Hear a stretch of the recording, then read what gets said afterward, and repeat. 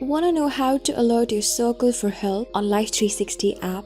I'll teach you how to today. Welcome back to Tutorials Point. Before starting, you can subscribe to our channel for more videos and updates.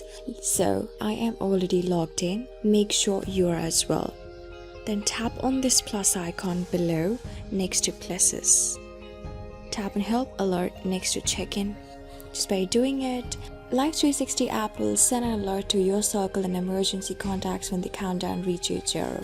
From 10, as you can see, it has been reached to 0 and they have called, texted and emailed my particular location to my circle and emergency contacts. So the help alert has been sent and probably all of the members of your circle are going to get this notification and can easily reach to you for help. So this is how you do it. So I hope this video was really helpful for you and I was able to help you. I am going to see you on the next video. Till then, keep calm, stay safe and goodbye.